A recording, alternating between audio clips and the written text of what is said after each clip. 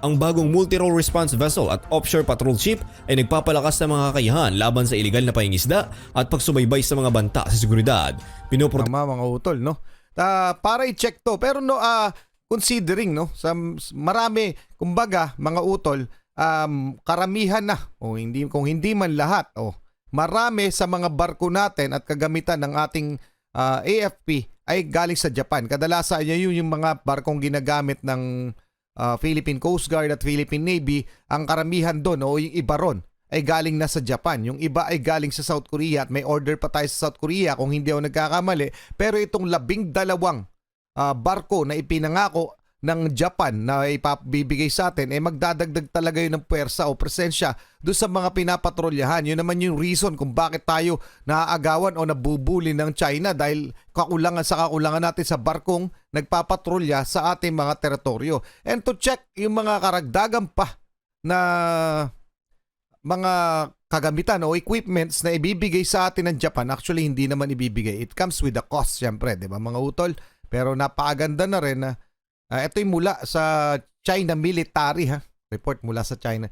Fumio Kishida's gift packs for Southeast Asia are ominous. Okay? Mga karunungan, kaalaman, teorya, kasaysayan, hiwaga at mga bagong tuklas. Alamin natin. Alam naman natin mga utol na ang bansang Japan ay isa sa mga closest ally ng Pilipinas. At kamakailan lamang ay pumunta rito, bumisita ang Prime Minister ng Japan na si Kishida Fumio, mga utol. Pero ano-ano nga ba ang pangako ng Japan sa Pilipinas? Yan ang ating aalamin mga utol, no? Dahil ito yung title ng ating featured video, no? Mula kay Tarong Explain, pakisubscribe siya, pakilike na rin yung video. PCG lalo lumakas. Japan gustong doblehin ang barko nila na ireregalo sa Philippine Coast Guard. So mamaya i-check natin kung ano-ano nga ba ang hatid na regalo ng bansang Japan sa Pilipinas. Okay, game na mga utol. Breaking news, ang damakmak na barko para sa Philippine Coast Guard ireregalo ng Japan. Kabuuang proteksyon para sa teritoryo ng Pilipinas, misyon ng mga Hapon. At Japanese Prime Minister Kishida namangha nang siya ay nakapasok sa BRP Teresa Magbanwa ng ating Philippine Coast Guard. Ang buong detalye sa mga balitang yan tutukan.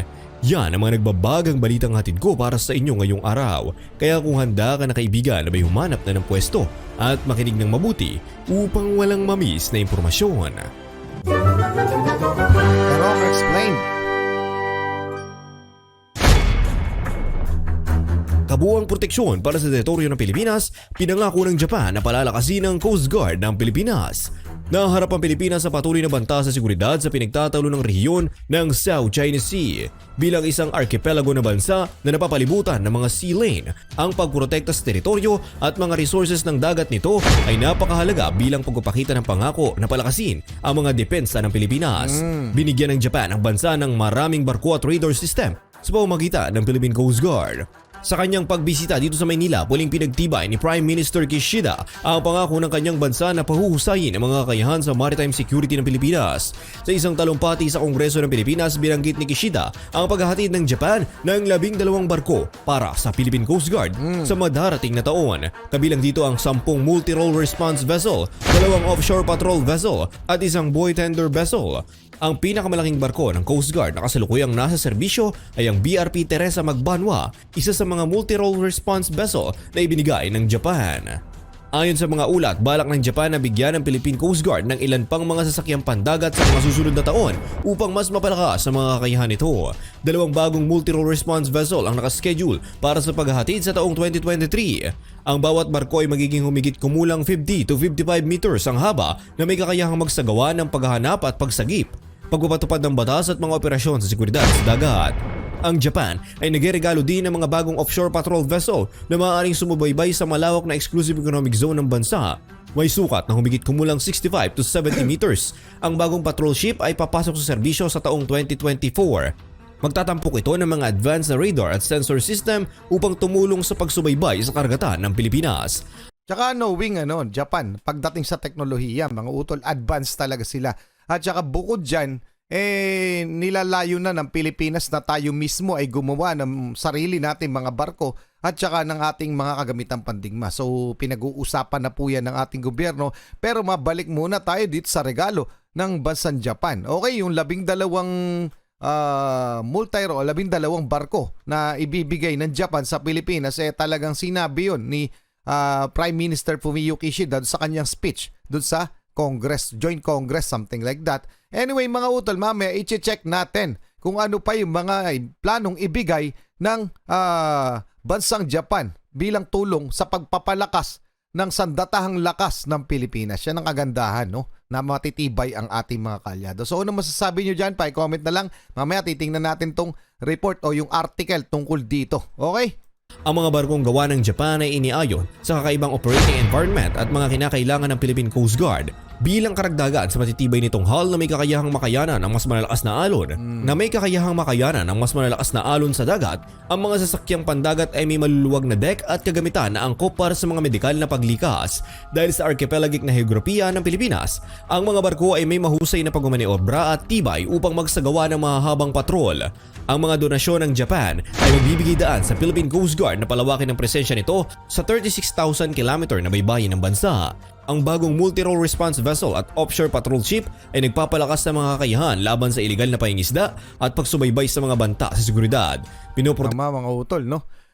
Para i-check to, pero no, considering, no, sa marami, kumbaga, mga utol, karamihan na, o hindi, kung hindi man lahat, marami sa mga barko natin at kagamitan ng ating AFP ay galing sa Japan. Kadalasan yun yung mga barkong ginagamit ng Philippine Coast Guard at Philippine Navy. Ang karamihan doon o yung iba ron ay galing na sa Japan. Yung iba ay galing sa South Korea at may order pa tayo sa South Korea kung hindi ako nagkakamali. Pero itong 12 barko na ipinangako ng Japan na ipabibigay sa atin, magdadagdag talaga yun ng puwersa o presensya doon sa mga pinapatrolyahan. Yun naman yung reason kung bakit tayo naaagawan o nabubuli ng China, dahil kakulangan natin sa barkong nagpapatrolya sa ating mga teritoryo. And to check yung mga karagdagan pa na mga kagamitan o equipments na ibibigay sa atin ng Japan, actually hindi naman ibibigay. It comes with a cost, syempre, di ba mga utol? Pero napakaganda na rin na ito yung mula sa China Military, report mula sa China. Fumio Kishida's gift packs for Southeast Asia are ominous. Okay? So hindi lamang sa Pilipinas bibisita si Prime Minister Fumio Kishida, bagkos kasama rin ang Malaysia. Ayan mga utol, no? Japan Prime Minister Fumio Kishida will visit the Philippines and Malaysia from November 3 to 5. So sa madalit sabi, may dala siyang gift packs, no? Bakit naka-open and close parenthesis yung gift packs? Kasi sabi nga, eto daw, ang pagbisita daw, basahin lang natin, unlike previous Japanese prime ministers, visit that often focus on promoting economy diplomacy. Okay? Yung mga pagbisita, di umano ng mga dating prime minister ng Japan sa ibang bansa, dito sa mga kanugnog na pook, tungkol lamang kadalasan sa pagpopromote ng ekonomiya. Okay? Pero this time, the gift packs mainly contained lethal weapons. Okay? So mga kagamitang pandigma, which not only appear ominous but also strongly suggest that Kishida's trip will be a troublemaking journey. So kasi sa itong report ay mula sa China Military. Tunitingnan nila sa ibang pamamaraan. Pero syempre ang layunin ng bansang Japan matulungan ang mga kaalyadong bansa sa tamang pamamaraan. This time, sa mga pagreregalo, pagbibigay ng mga weaponries. Okay? So, babasahin lang natin yung isang bibigay ay tawag doon. Kishida's visit is primarily focused on strengthening defense and security cooperation with the Philippines and Malaysia. So, talagang sadya niya yung pagpapadami lamang o magbibigay sila ng mga karagdagang kagamitang pandigma. So, eto nakalagay mga utol, according to Japan, so magbibigay sa Pilipinas ng coastal surveillance radar. Ayan, no? Yan isa sa mga pangako ng bansang Japan, at sabi nga sa speech ni Prime Minister Fumio Kishida ay magbibigay sila ng 12 barko sa Pilipinas. Okay? According to Japan's design, the OSA aims to provide defense equipment to the armed forces of the so-called like-minded countries. yung mga kaalyado o mga kaparehas nilang mag-isip, kagaya ng Pilipinas. So dito pa lang, nagtatapos na talagang maraming ibibigay ang Japan ng mga kagamitang pandigma. Depensa, pang-depensa, para medyo maka-even man lang sa score. Parang ganon, mga utol. So hindi po dito diniscuss yung mga ibibigay ng Japan. Pero doon sa speech nga syempre may bilateral meeting pa na hindi naman inilabas. Syempre may closed door meeting pa yan with our president. Pero hindi na po nilalabas bukod doon sa mga normal lamang na diniscuss na in public. Malamang marami pa. So nandito nakalagay yung gift packs kung anong mga laman. Siyempre, Manila should understand that Kishida's gift packs may be flashy but it's not for free. And it comes with high cost. Let's take a look at how the former Chief of Staff, Joint Staff of Japan Self-Defense Forces, Kotsutoshi Kuwano envisioned the future defense cooperation between Japan and the Philippines. Kung itong report na to, nabasa ko ng mga utol. No, na pinalalabas dito sa blog na to, parang merong something ang Japan na alam mo yun, parang may pinalalabas, may pinararating sila rito, no? Hindi mo mababasa pero it is implied doon sa mga laman nito. Pero para sa atin, no, ito yung mga bibigay, no? Inisa-isa. Japan's military aid to the Philippines, military aid mga utol. So talagang gamitan pandigma. Will expand step by step and will change to include lethal weapons such as anti-ship missiles. Manila in return could give Japan access to its military bases so it does with the US, allowing Japanese SDF aircraft to patrol the South China Sea. If such a scenario were to occur, it would undoubtedly be a nightmare for Manila's sovereignty and security. Hindi ako naniniwala, no? Kaalyado natin 'yan, no? Parang ang dating nitong report na to, mga utol, parang gusto nilang bigyan ng kaisipan, maling kaisipan ang mga Pilipino o ang Pilipinas tungkol sa kung ano ba talaga purpose ng Japan sa pagbibigay sa atin ng mga military aid. Pero para sa akin, okay ako sa anong gusto nyo? China yung payagan natin na magaganyan sa atin? Magkaroon ng access sa ating mga military base? Okay sa akin, Japan, Australia, United States. So ano naman, yun yung pinapalabas nitong report na ito, mga utol. Pero just the same, ang nililinaw natin dito, napakarami pong handang itulong ng bansang Japan bukod pa sa ekonomiya doon sa pagpapalakas ng ating sandatahang lakas. Okay? So anong masasabi nyo dyan na parang etong report na ito ay pinalalabas na may hidden agenda ang bansang Japan? So pa-comment na lang inyong opinion, tuloy na muna natin. Protektahan ng pinahusay na kapasidad na ito ang mahalagang interes at mapagkukunan ng karagatan ng Pilipinas alinsunod sa internasyonal na batas. Noong 2012 nangako ang Japan na magpapadala ng 12 barko na makakatulong sa Pilipinas na magtatag ng kredibilidad na postura ng depensa sa gitna ng mga alitan sa teritoryo sa West Philippine Sea. Nagpakita ito ng suporta ng Japan para sa isang malaya at bukas na Indo-Pacific na rehiyon kung saan iginagalang ang mga internasyonal na batas sa pamamagitan ng pagpapalakas ng seguridad sa dagat ng Pilipinas sa pamamagitan ng mga asset ng Coast Guard. Layunin ng Japan na isulong ang kapayapaan at katatagan ng rehiyon. Higit pa sa mga donasyon ng barko, ang Japan ay nagbigay din ng mga kritikal na sistema ng radar. Noong nakaraang buwan, isang Japanese firm ang naghatid ng Airborne Early Warning at Control Radar sa Philippine Air Force. Ito ay magpapahusay sa air domain awareness ng bansa sa pamamagitan ng pagpapabuti ng mga kakayahan sa pagbabantay sa himpapawid. Sa kanyang talumpati sa Kongreso, inihayag ni Prime Minister Kishida na kamakailan ay sumang-ayon ng Japan na mag-supply din ng mga coastal surveillance radar sa Philippine Navy. Ang kooperasyong ito ay kumakatawan sa unang proyektong isinagawa sa ilalim ng bagong programang Official Security Assistance ng Japan na itinatag ngayong taon. Ang tulong sa seguridad ng Japan sa Pilipinas ay bahagi ng mas malawak na pagsisikap na palalimin ng estratehikong kooperasyon ng bilateral. Noong Pebrero nang bumisita sa Japan, si Pangulong Ferdinand Marcos Jr. nagpahayag si Prime Minister Kishida ng pagnanais na palakasin ang ugnayan sa pagitan ng kanilang mga bansa gayon din sa Estados Unidos. Sina Marcos at Kishida ay sumang-ayon na ituloy ang formal na pag-uusap sa isang Reciprocal Access Agreement na magpapalalim ng kooperasyong militar. Ang nasa Ayan mga utol Pero gusto ko lang i-take note natin na ang Japan at China ay may problema rin sa agawan ng teritoryo, Senkaku Island, kung saan pinipilit rin agawin ng China yung pag-aari o teritoryo ng bansang Japan. Anyway, mga utol, may mga nabasa kasi ako mga article tungkol dito na parang yung mga pro-China. Okay? Na parang pinalalabas sa mga article na nabasa ko yun nga, kagaya ng sinabi ko kanina, may parang may hidden, yun ang pinalalabasan ng mga pro-China vlog na nabasa ko, mga pro-China article na pinalalabas nila na parang may hidden agenda ang Japan sa Pilipinas. Pero ang tanong ko dyan, mga utol, may ginagawa ba masama sa atin ng Japan? Napakalaking tulong sa atin ang bansang ito. Ito ay isa sa mga tunay na kaibigan at kaalyado ng Pilipinas.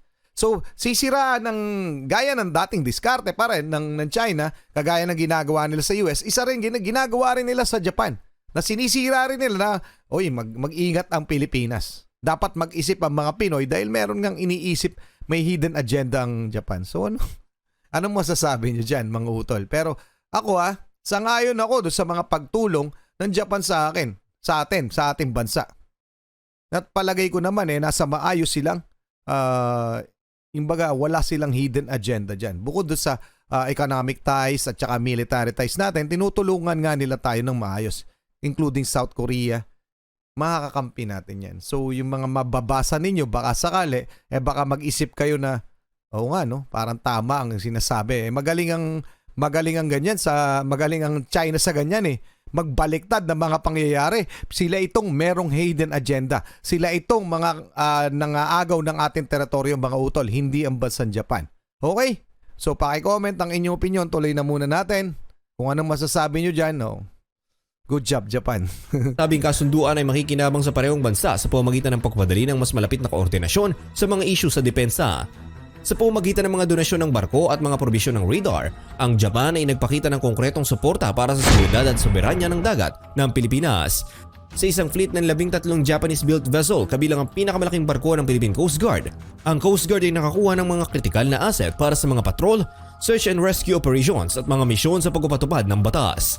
Ang mga kaloob na ito ay nagpapalakas sa kakayahan ng Philippine Coast Guard habang ginagawa nitong protektahan ang karagatan ng Pilipinas sa gitna ng mga alitan sa rehiyon ng South China Sea.